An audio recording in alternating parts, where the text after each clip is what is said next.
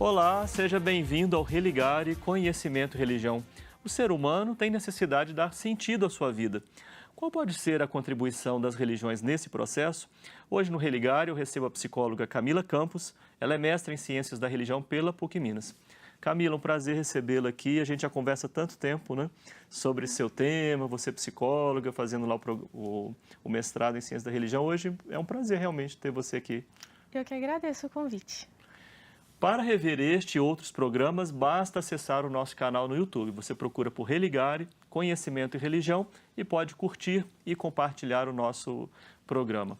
Camila, então a sua trajetória, né? Psicóloga e agora mestra em Ciências da Religião.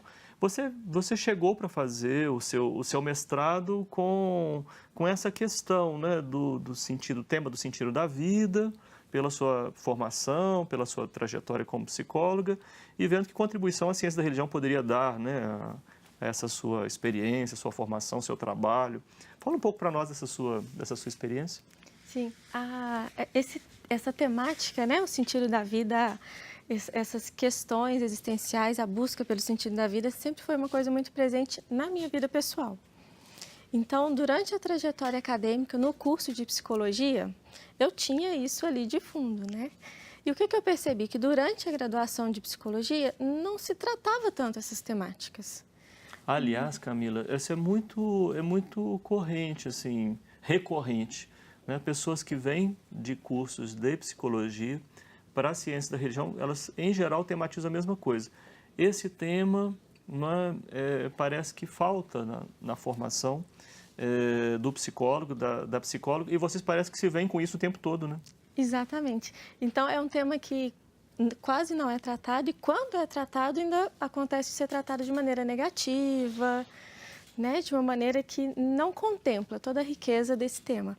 E o paradoxo disso tudo é que na hora da prática clínica, na hora da nossa vivência pessoal, esse tema está sempre relevante, está sempre passando, só que a gente não aprende, você não tem recursos para lidar com isso a partir do curso da psicologia, você acaba percorrendo esse caminho paralelo, né? Sim, sim. Em psicologia ainda, na sua formação, na sua atuação profissional, você se liga a alguma corrente, alguma teoria em particular? Sim, eu fiz a formação depois da graduação em psicologia fenomenológica existencial. Sim, fala o que é isso, né?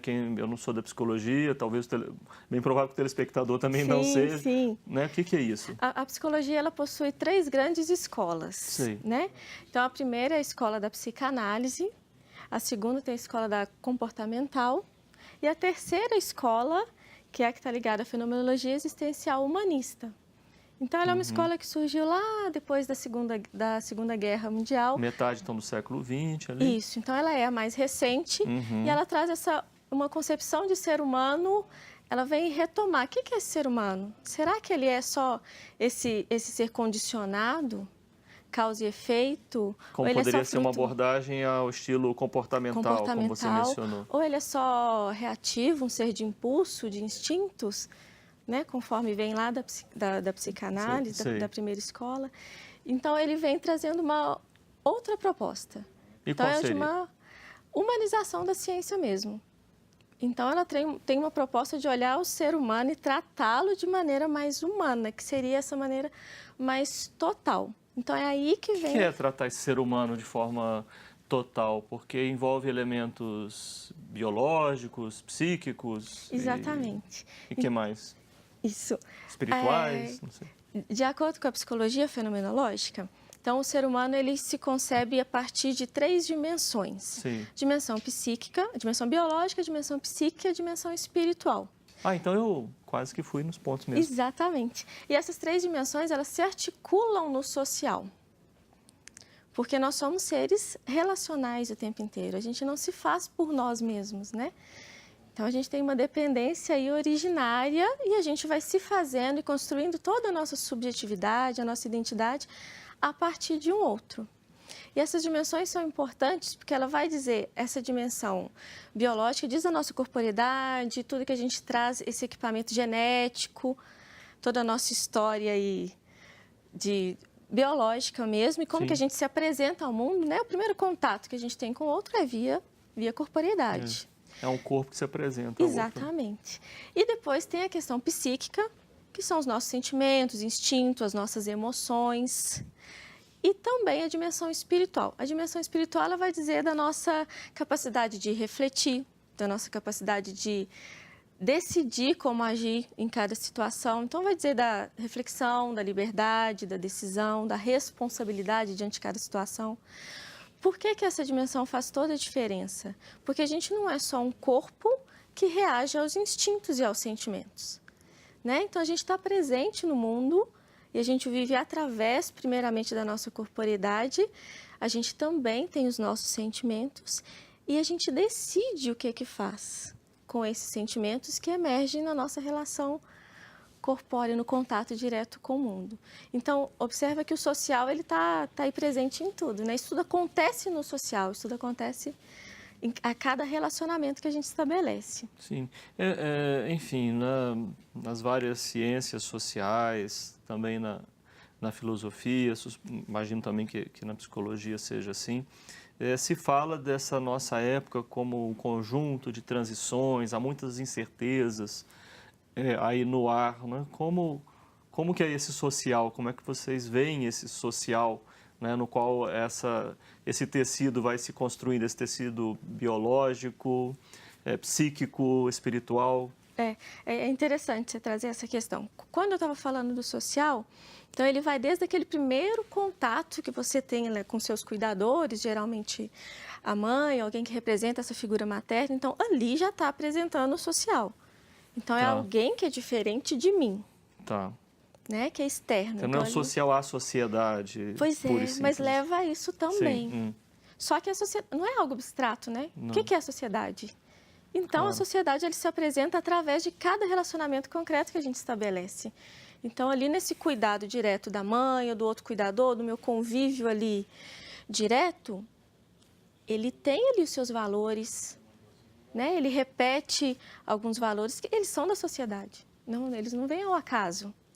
Então, a nossa relação com uma cultura, com um momento, com uma época, a gente lida com ele, é isso, no relacionamento concreto, mas ele está revelando, tem um pensamento aí que é vigente, que é predominante, mas ele não é abstrato. É ali, Sim, no concreto da vida, que a gente se impacta com ele, né? Sim.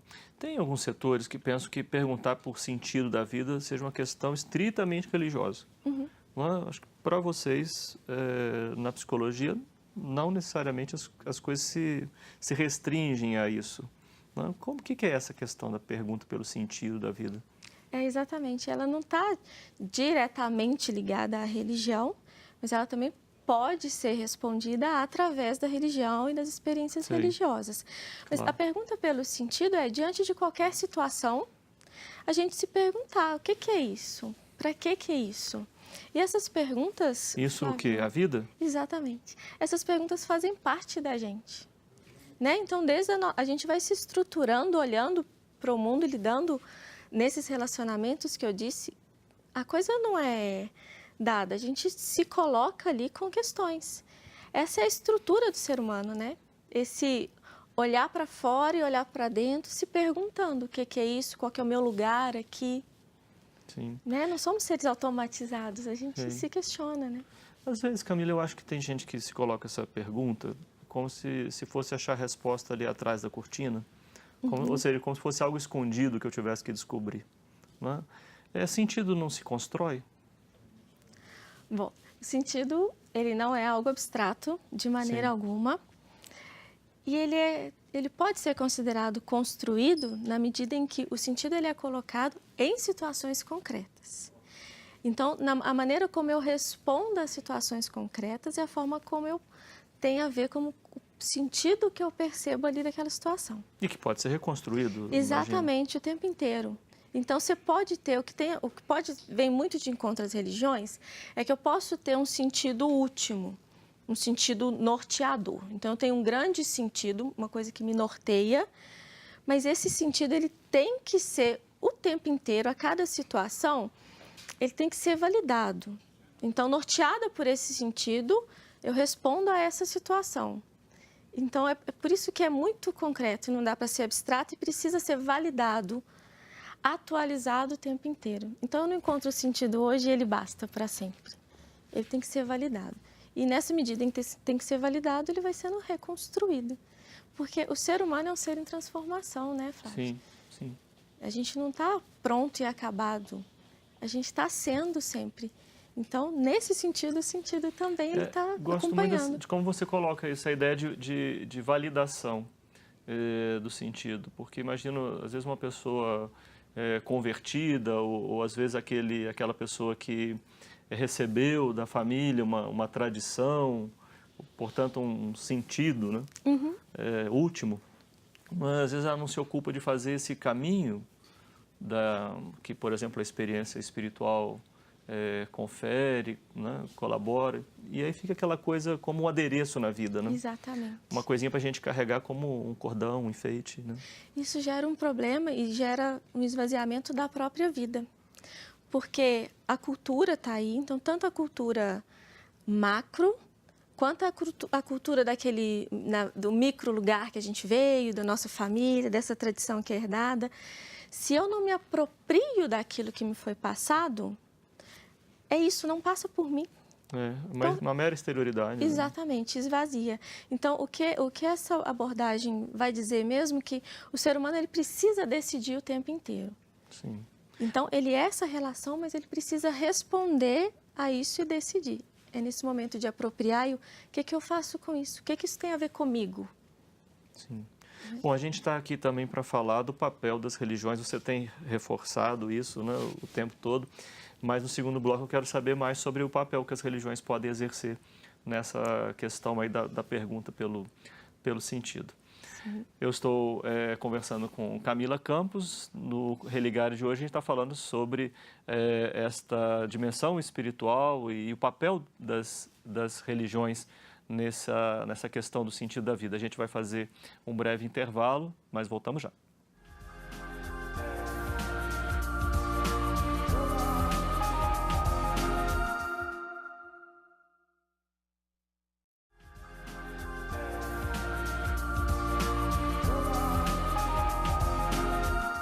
Religare, Conhecimento e Religião está de volta. Hoje eu recebo a psicóloga Camila Campos. A nossa conversa é sobre vida espiritual e diálogo interreligioso. E nesse segundo bloco, Camila, queria reforçar mais sobre esse tema do diálogo, não é que é tão importante para a paz social, inclusive, né? Para a vida das pessoas. De que modo você avalia essa perspectiva do diálogo entre as religiões e a importância que isso tem? Flávio, isso é um assunto muito caro para mim, exatamente por perceber a importância dessa busca de sentido na trajetória humana. Então, na medida em que as religiões elas tentam dar uma resposta ao sentido último da vida, né? Explicações mais totalizantes, respostas totalizantes. E na medida em que eu respondo de uma forma, você responde de outro, e essa é uma resposta que vai fazer diferença na maneira como eu vivo cada situação concreta minha. Se a gente está vivendo se a gente tem essa perspectiva, isso de fundo totalmente diferente, onde é que a gente vai parar? Sabe? Então, é nesse sentido que eu acho que as religiões precisam dialogar, porque elas estão falando de um assunto, de uma temática que diz como é que eu vou dizer? É algo muito importante. Já algo fundamental para a vida das pessoas, da sociedade. A gente não está falando de qualquer coisa, a gente não está falando de qualquer divergência. Então, a gente está falando de uma diversidade religiosa que ela está posta aí, né? Porque a pluralidade ela sempre existiu, mas hoje a gente tem contato muito grande com a pluralidade religiosa. E nesse convívio, quais são os critérios para a gente estabelecer esse convívio? Então, eu acho que a gente precisa conversar mais disso, porque na medida em que essa conversa é natural, em que eu posso te perguntar em que você acredita, Flávio? Olha, eu acredito nisso. E a gente pode se conhecer até com mais profundidade através desse tipo de pergunta. Então, a proposta do diálogo é isso, é trazer aquilo que é tão fundamental e que diz de algo que é tão da nossa humanidade mesmo, trazer esse assunto. que não seja algo vivido tão individualmente. Assim, Você fala uma coisa muito importante para a gente compreender das religiões, né? Ela não é uma mera exterioridade, né, lá do culto, de práticas, ela orienta a vida das pessoas, de maneira profunda, você ainda realçou. Exatamente. Ela tem toda essa questão, né, tem a questão teológica, toda a sustentação dela, então a gente tem a institucionalização disso, mas ela tem de fundo isso, é uma orientação da vida, uma orientação moral da vida. Então, a gente vê que a gente tem aí na nossa cultura, religião e cultura tá imbricado, né? Não tem como separar totalmente uma coisa da outra. Então, se a gente não fala desses valores... Eu fiquei muito instigado, assim, quando você fala dessa forma, a pensar não no plano macro, na conversa com você, né? No diálogo entre povos, culturas, mas como pode ser, por exemplo, numa relação familiar, né? Em que pessoas creem de formas distintas, né? Em que os membros ali da família abraçam distintas formas de viver a sua fé, as suas crenças. Ali também o tema do diálogo é importante, não só o diálogo entre as religiões, mas entre pessoas que creem de formas diferentes. E eu diria até mais, Flávio, eu diria Sim. que aí é até mais importante, porque no momento em que... Em outras épocas isso não era uma realidade, mas hoje é. Hoje eu posso fazer uma escolha por uma religião, hoje eu tenho acesso, conhecimento da existência de várias religiões que se originam em outros países, outros continentes, eu tenho acesso a elas. Eu posso escolher por elas, ela não precisa vir de uma tradição. Então, isso que não era uma realidade em outros tempos, é uma realidade hoje, e a gente precisa aprender a lidar com essa diversidade, com essa liberdade do outro de escolher um caminho totalmente diferente do meu e eu continuo convivendo com ele. Isso é tão forte, Flávio, que isso aparece nos consultórios. Sim. Então, no momento em que eu escolho um caminho que é diferente do caminho que me foi apresentado na família, no meu contato ali da minha origem, isso causa tensões que não são tão simples. Né? A gente está falando de pessoas que são queridas, de pessoas que nos deram e ainda nos dão sustentação. A gente está falando de pessoas de relacionamento, de afeto. E, ao mesmo tempo, se eu nego que existe uma outra religião que está me chamando a atenção, que está me respondendo mais às minhas questões, ao modo de vida que eu quero estabelecer, eu negar isso é negar a mim mesmo. E, ao mesmo tempo, também negar que ali tem pessoas... As pessoas queridas que têm um pouco da minha história naquilo que não faz mais sentido agora para mim. Mas tem uma história minha ali. A coisa é complexa, não é tão simples. Cada um tem o seu e pronto. Não é, até porque eu posso ter uma religião e o meu filho, ou meu esposo, ou minha mãe mudar de religião e, dependendo da religião, ela pode ferir algumas coisas que a minha religião acredita. Então, parece simples quando é a religião do outro que está lá na outra casa. Mas como é que eu convivo aqui com as suas práticas que não vão de encontro a mim? E para esse microcosmos, também a importância do diálogo, do respeito à diversidade, à tolerância religiosa, no respeito. Por isso fazem importante. É por isso que é importante essa... Desculpa. É por isso que é importante a gente ter clareza disso que a gente falou no início. Quem que é esse ser humano? Então, o ser humano ele tem uma característica que é de escolher, essa liberdade de escolher aquilo que mais responde. À medida em que eu tiro isso das pessoas ao meu redor, eu tiro a humanidade delas. Eu deixo de percebê-las enquanto ser humano, enquanto pessoa. Se eu só trato elas enquanto pessoas, se elas respondem aquilo que eu acho correto, eu estou esvaziando o relacionamento, esvaziando a pessoa. Eu fico pensando em discursos religiosos que vão também colocando na cabeça das pessoas que esses discursos são os verdadeiros, são os mais verdadeiros. Hoje, caminhando pela universidade, antes de vir aqui conversar com você, eu via uma pessoa orientando a outra, né, falando que ela tinha que pensar no Deus que era o verdadeiro, né?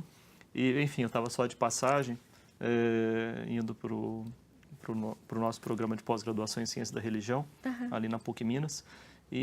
Mas estou com isso aqui ainda na cabeça e a gente está falando sobre isso, né? Então, há discursos religiosos que orientam, inclusive, não para o diálogo, mas para uma afirmação muito firme de que esse discurso é mais verdadeiro que o outro, ele é melhor.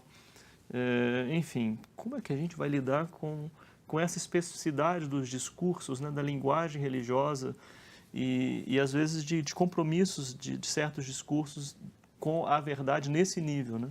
Nós somos a verdade, nós somos verdadeiros, nosso Deus é verdadeiro, aquele outro é falso. Ele não é... Como é que a gente vai resolver isso? Acho que nós não temos como resolver isso. Não, isso é muito delicado, né? E a gente precisa fazer essa diferenciação do diálogo teológico e o diálogo, quando a gente traz ele para o dia a dia, então não quer dizer que então não exista uma verdade. Se você acredita que essa é a verdade, ok. E tem toda uma sustentação dogmática para isso, tem toda uma sustentação teológica, né? Não é ao acaso. O problema é quando você impõe essa verdade ao outro. E ela perde um pouco até a validade na medida em que precisa de uma adesão, né? E se é imposto, sem essa adesão, a coisa perde até um pouco... Qual que é o sentido de se aderir a um Deus que me é imposto? Então...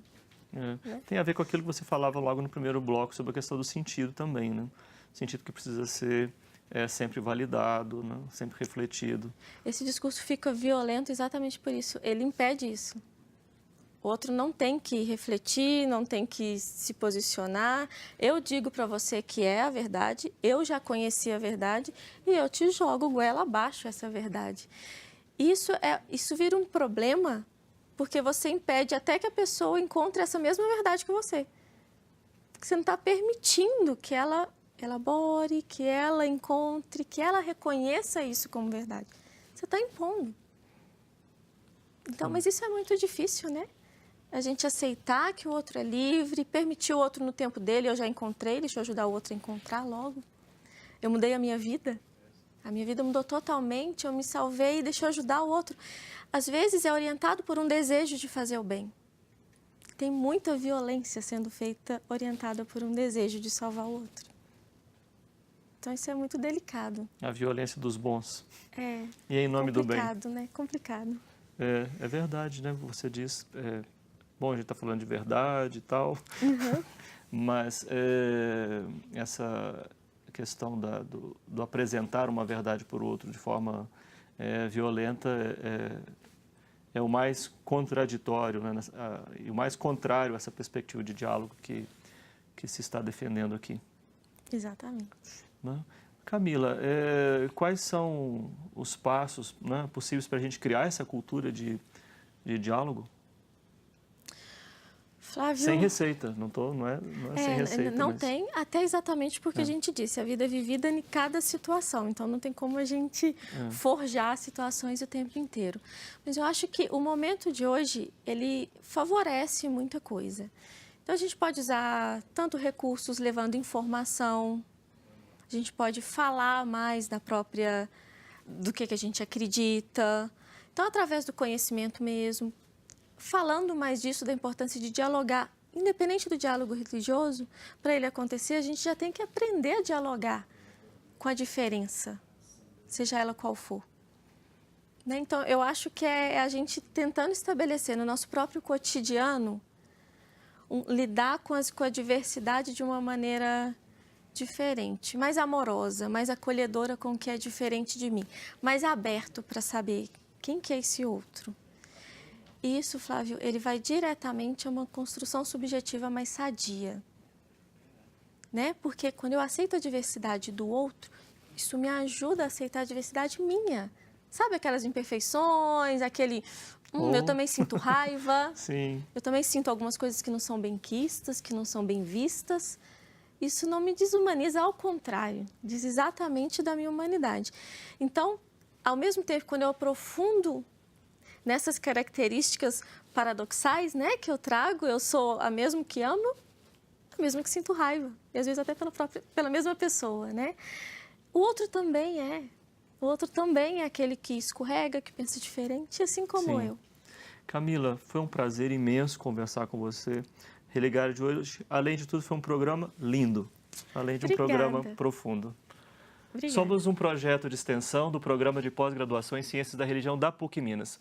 Conheça mais sobre as nossas atividades e cursos de mestrado e doutorado acessando a página pucminas.br/ppgcr. Obrigado a você que nos acompanha e à nossa equipe. Voltamos na semana que vem com mais um Religare Conhecimento e Religião. Um abraço muito cordial e até lá.